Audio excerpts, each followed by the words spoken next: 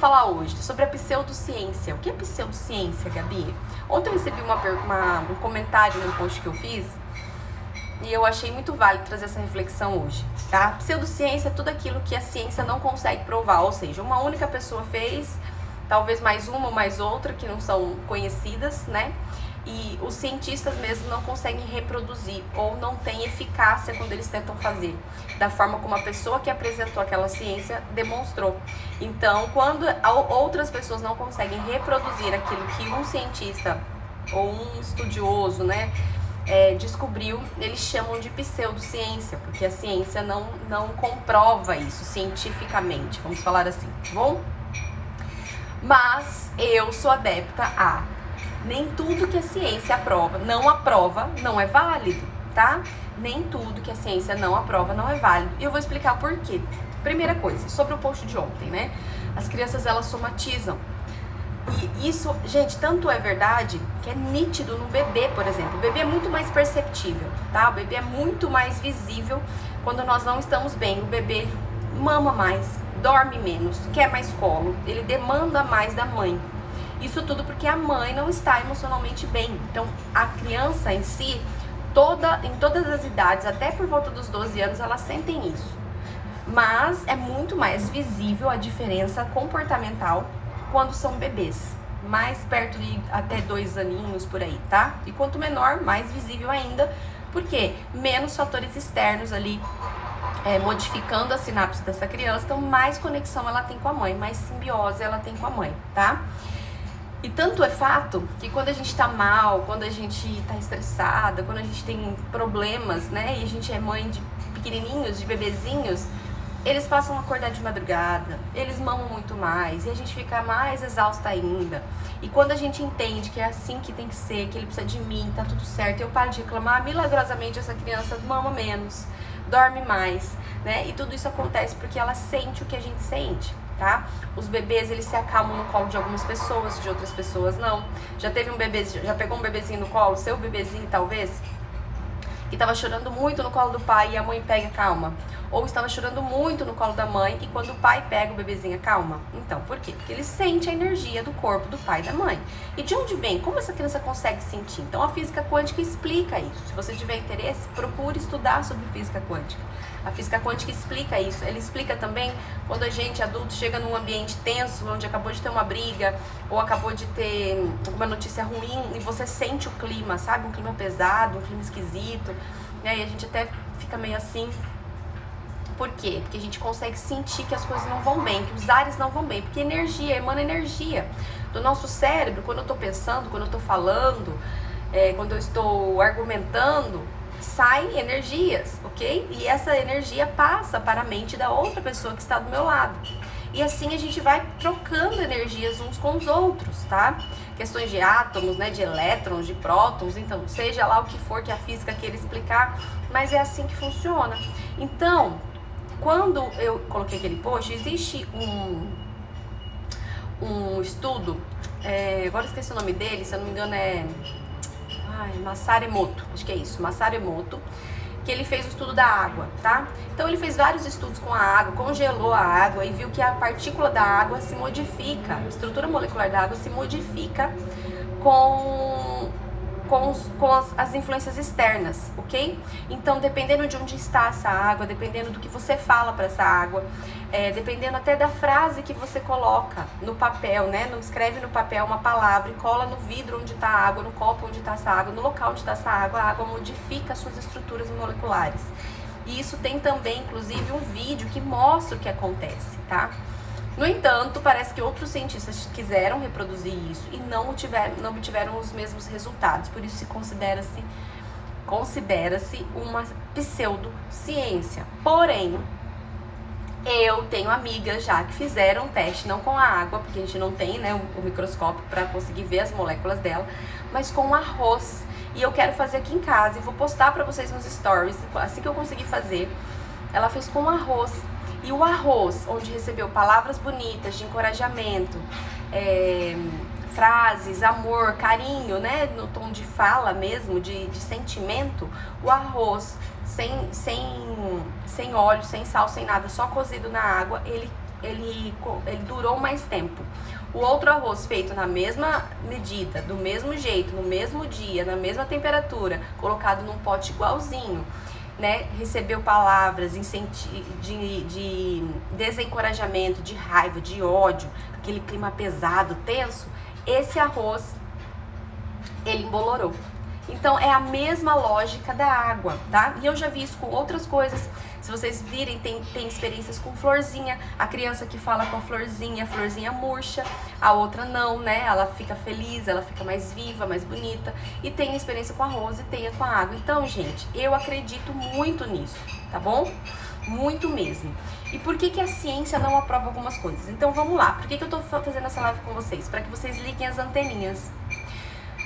Vamos imaginar que a ciência comece a provar, ou comece a dizer para os pais e para as mães, que o bebezinho que chora muito à noite, né, o bebezinho que mama muito, o bebezinho que quer muito colo, ele tá sentindo o que a mãe tá sentindo. Então, como que a ciência vai resolver isso? Tratando a mãe. Então, as indústrias farmacêuticas perdem de lucrar o dinheiro. Que a mãe vai comprar cólica e calme, porque acha que é cólica, vai comprar remedinho pra sono, vai comprar aquele fuxicório pra pôr embaixo da língua da criança, pra ver se a criança para de mamar o tempo todo.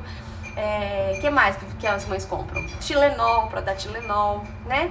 E assim vai, começa a comprar várias coisas, porque você vai lá no pediatra e você fala, ó, não para de mamar, então tá com fome, né? Então vamos dar complemento pra essa criança. Então os peitos não deve estar produzindo tanto leite, essa criança está com fome. Aí você vai lá, dá complemento, essa criança quer mamar toda hora. Não resolve do mesmo jeito. Então, o que eu tô querendo dizer pra vocês? Tá? Que existem coisas que a ciência não aprova, não é porque ela não concorda, na minha opinião, Gabriela, mas porque existe toda uma estrutura farmacêutica por trás, envolvida nisso financeiramente. Então a gente tem que tomar cuidado.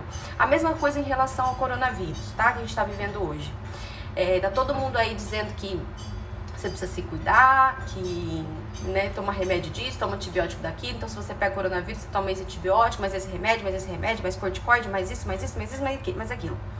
Mas ninguém, nenhuma autoridade, ninguém do governo, né, que administra o nosso país, está conscientizando a população sobre a qualidade da saúde dessa população.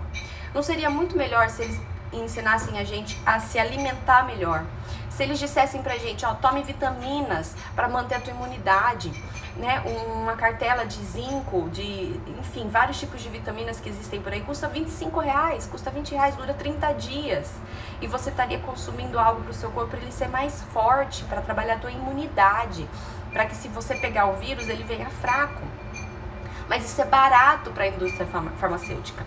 É mais barato você comprar vitaminas e ser saudável, você comprar brócolis, você comprar vagem, você comprar, que mais?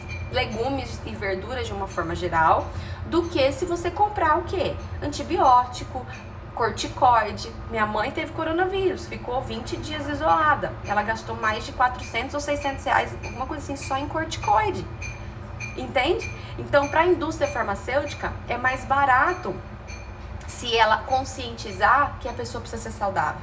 Então, é melhor que você adoeça para que você possa comprar os remédios. Então, existe por trás uma questão financeira muito grande envolvida e a gente precisa estar atento a isso, tá? Se a gente vai atrás daquele pozinho branco que o nutricionista passa, que agora me fugiu o nome dele, mas aquilo é muito bom. Ai, gente, esqueci o nome disso agora. Depois, quem tiver interesse, me manda no direct, que se eu lembrar, eu coloco lá pra vocês. Mas tem um negócio que você manipula, eu tomei bastante isso no começo, não pode tomar direto, tem que tomar com indicação de uma nutricionista, porque ela vai regular aí quantidade pra você e período pra tomar isso. Mas que um pote, eu acho que eu paguei R$30, a gente tomou 2-3 meses para fortalecimento da imunidade, melhora, né, em questões imunológicas, questões de organismo mesmo, funciona melhor o seu corpo, você se sente mais saudável. Vitamina D, vitamina C, que você pode consumir nos alimentos, na laranja, no limão, e também você pode manipular e tomar isso. É muito mais barato, tá? Até mesmo probióticos. Já viram aquele probiótico que a gente faz com o leite, kefir? Eu já tomei kefir por um bom tempo. Ele é ótimo, regula o intestino. E quanto que custa isso? Nada, o kefir é de graça. Quem tem colônia de kefir é só doa pra você e você vai comprando leite para manter o seu kefir em casa. né? Quem é que conhece sobre essas ciências, né? Que a ciência diz que é uma pseudociência. Então, por quê? Porque não custa nada. Você não vai na farmácia, não gasta seu dinheiro. Você compra um litro de leite e vai abastecendo o seu kefir e vai consumindo todos os dias e melhora o teu intestino. Não, mas a indústria farmacêutica fala pra você ir pra farmácia e comprar um monte de remédio pra melhorar o teu intestino. Vocês estão entendendo o que tá acontecendo? Então, a gente precisa tomar muito cuidado em relação às crianças. Você vai no pediatra, não existe uma curva, né? E a pediatra vai lá e marca na curva o crescimento da sua filha, do seu filho. O que isso significa? Que a sua criança, ela cresce de forma linear, todos os dias um pouquinho. Então, ela precisa estar nessa curva, ela tem que seguir um padrão. Mas, algumas pessoas, inclusive o Dr. Gonzalez, que se eu não me engano é um pediatra espanhol, eu acho, não tenho certeza, ele defende o crescimento em picos. Quem já ouviu falar dos picos de desenvolvimento, os picos de crescimento, né? Que as crianças têm os picos onde elas mamam mais, onde elas choram mais, e quando elas passam por isso, elas crescem, elas se desenvolvem, elas esticam e também aprendem alguma habilidade nova, como rolar, como balbuciar, como engatinhar. Esses picos de crescimento, eles acontecem porque o crescimento da criança não é linear, ele é por picos. Na verdade, eles são degraus. Então a criança, ela fica assim um tempo, de repente ela cresce de um dia para o outro, ela não cresce de pouquinho em pouquinho. E isso também já foi feito um experimento por uma pessoa que eu vi num documentário. Ela registrou durante um ano, eu acho, ou talvez um pouco mais de 500 crianças. E todos os dias ela ia na casa dessas famílias e media essas crianças. E que eu conversava com os pais sobre o comportamento dessas crianças. E ela comprovou que de um dia para o outro, tinham crianças que cresciam cerca de 2, 3 centímetros. Teve crianças que cresceram cerca de 5 centímetros de um dia para o outro. E naquela semana, a criança apresentou mudança de sono, mudança de alimentação, né, apetite, mudança de comportamento. E o que ela concluiu com isso? Que durante os picos e os saltos de desenvolvimento, a criança sofre com isso. Tem no Netflix, se eu não me engano, chama Bebês em Foco. O documentário fala várias coisas, é bem legal, e tem também a parte que fala sobre isso. Então isso veio para quebrar, desmistificar o tal do crescimento linear. E quando eu questionei isso para a pediatra dos meus filhos, ela falou assim, mas eu também acredito que seja por picos, mas a ciência fala pra gente ter o parâmetro linear, porque é melhor pra gente ver o crescimento da criança. E por que é melhor? Por que é melhor, gente? Porque se você vai no seu pediatra, quando o bebê é pequenininho, você vai todo mês. Se você vai no seu pediatra todo mês e no segundo mês ele não cresceu ali na curva, o que a pediatra vai falar pra você? Complementa, certo? E aí você vai lá, compra Pediasur, compra Nan, compra... nem lembro mais os nomes dos leites, meus filhos nunca tomaram leite, mas enfim, compra vários outros tipos de leite, de fórmula, além dos complementos que existem para as crianças, né? Nostagem, um monte de coisa que tem aí na farmácia que a gente compra. Por quê? Porque daí se essa criança come, na próxima consulta ela vai crescer. Só que se você esperar, se você não tiver pressa, se você não quiser seguir o padrão de todo mundo, teu filho pode crescer no dia seguinte da consulta, por exemplo. E se o pico dele for dali 1 dia, 3 dias, 5 dias, 1 semana? E se ele não tá seguindo ali a curva, se ele continua reto, mas dali 1 semana ele tiver um pico e ele crescer? Vocês estão entendendo? Aí você não vai ter precisado comprar o complemento, nem ter comprado a fórmula, nem complementado. E aí a farmácia, a indústria farmacêutica deixa de ganhar novamente com isso. Por isso que existem algumas coisas que não mudam, porque envolve questões financeiras. Nós é que temos que ter a mentalidade, nós mães e pais, entender isso de fato, como que funciona. Que nem quando meu filho era pequeno. A pediatra já me conhece, sabe do meu trabalho. E aí o Davi não vinha crescendo na curva. Teve algumas consultas que a gente foi, que ele manteve linear, ele não estava acompanhando a curva. E aí a minha pediatra falou, vamos complementar? Eu falei, Aí ela falou, Gabi, eu falei, doutora, a senhora me conhece, eu não vou complementar. Meu filho mama bem, eu tenho o leite que ele precisa e ele vai crescer. Eu não vou complementar. Ela falou assim, então tá bom. Não vou te receitar um complemento, mas eu quero te ver aqui daqui 2 meses de novo, que daí a consulta dele já era espaçada, já era pra eu ver depois de uns 4 meses, se eu não me engano, e ela diminuiu, né, ali o tempo de espera. Falou, então eu quero te ver daqui 2 meses de novo. Falei, tudo bem. E eu fui pra casa feliz, totalmente tranquila. Eu falei, ele vai engordar no tempo dele, ele não tá no pico. Ele não mudou o sono, ele não mudou o apetite, ele vai entrar no pico, ele vai crescer. E eu fui pra casa e continuei amamentando normalmente. 2 meses depois nós voltamos e ele tinha realmente crescido um pouco mais.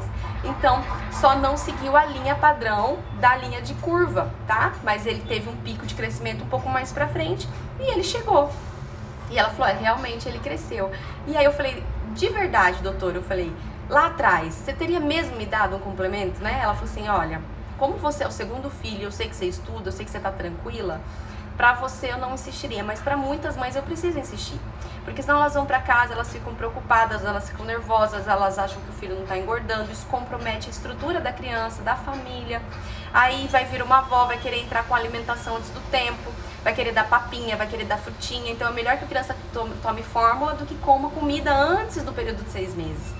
Vocês estão entendendo? Então os médicos também ficam sem saber como agir, então eles precisam colocar todo mundo dentro de uma caixa. É por isso que a gente tem que sair da caixa, onde está todo mundo, pensar diferente, se questionar e se autoconfiar, mas para isso eu preciso estudar. Se eu não estudar, eu vou me deixar envolver e eu vou ficar presa dentro dessa caixa, onde todo mundo tá dentro dessa caixa junto, consumindo coisas tóxicas, esperando que a ciência fale, faça. Mas muita coisa que a ciência fala pra você fazer envolve questões financeiras. Gente, que nem homeopata, é caro uma consulta com homeopata? É caro uma consulta com homeopata. Mas uma vez, o ano passado, eu não quis pagar a consulta com homeopata pro meu filho. A gente tava apertado financeiramente, falei, não vou, porque aqui são 2...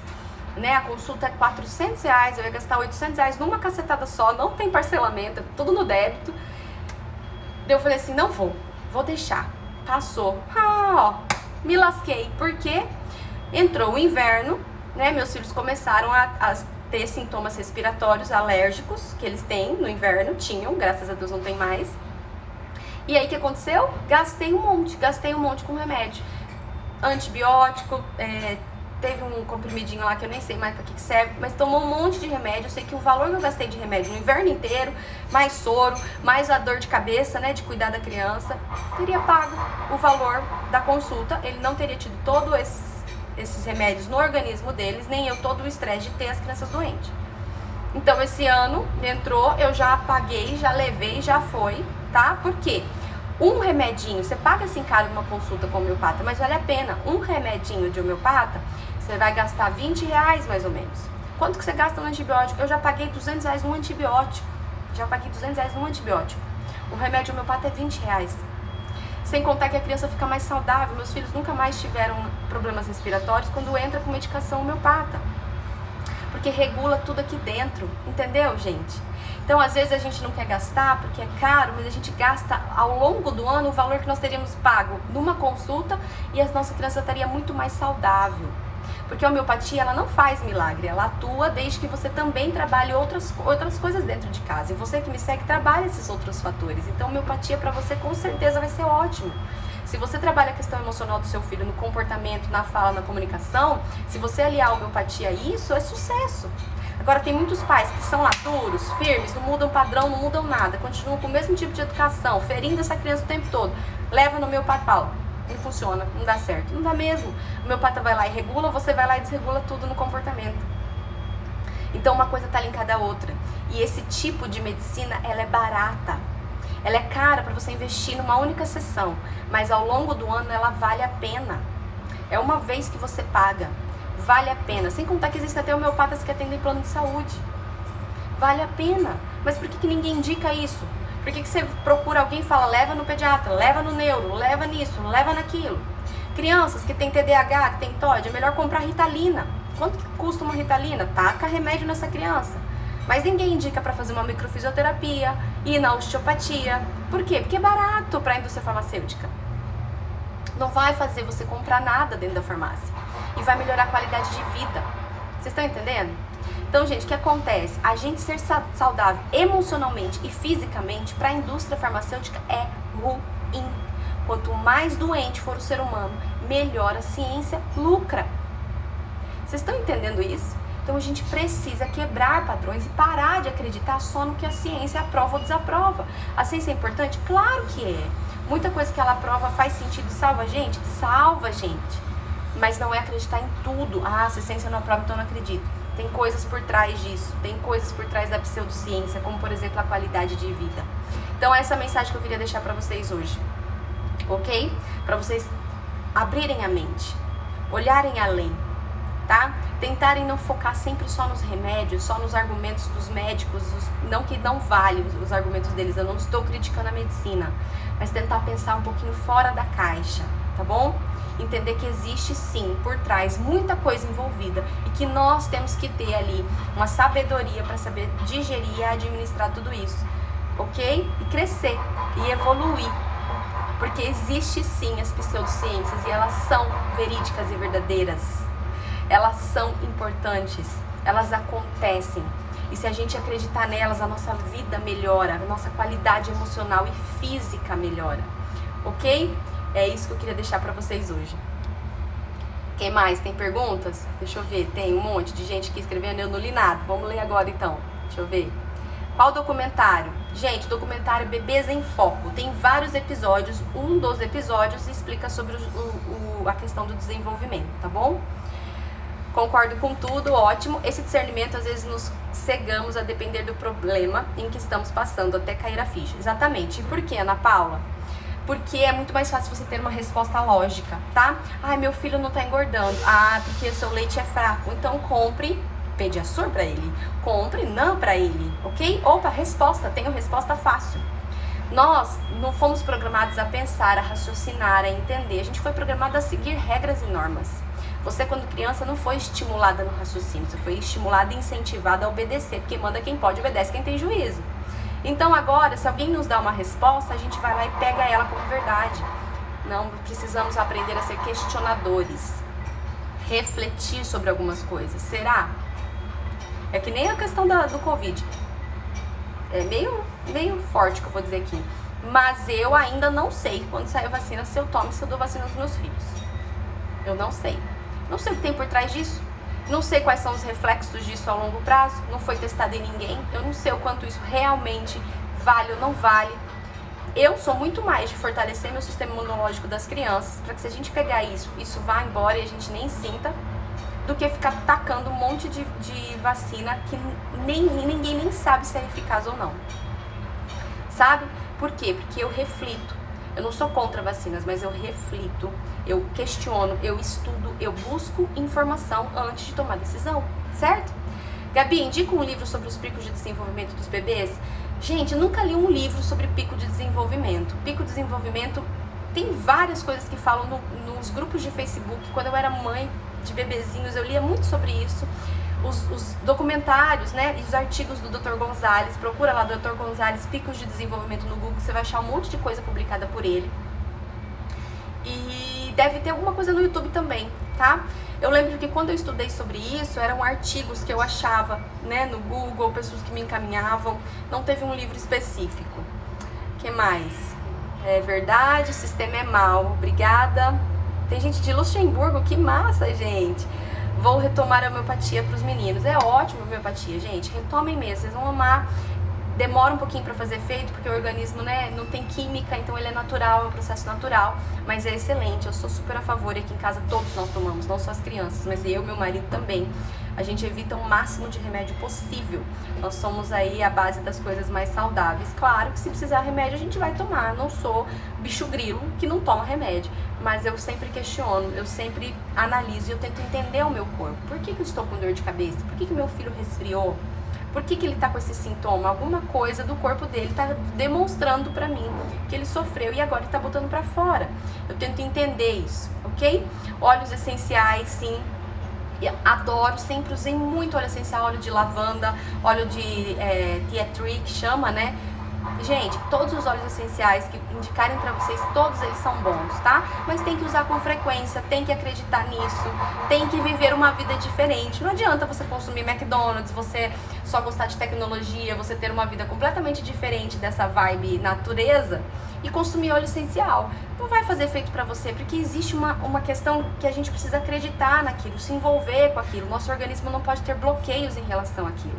Se você tiver bloqueio em relação àquilo, a hora que entra no teu corpo não faz nada. Seja na pele, seja ingerindo, não vai fazer nada. Mas se você absorve aquilo, acreditando naquilo, não que seja um placebo, não é isso. Mas o teu corpo está aberto para receber algo natural. Então, funciona, tá certo? Por que tem gente que toma chazinho e melhora o estômago e tem gente que toma chazinho e não faz nada? Porque quem toma um chazinho que não faz nada já toma não acreditando. Agora o outro que toma entende o poder daquilo, sente o corpo, sente o que isso vai causar no organismo e atua de verdade, porque eu não crio bloqueios. Ok, gente?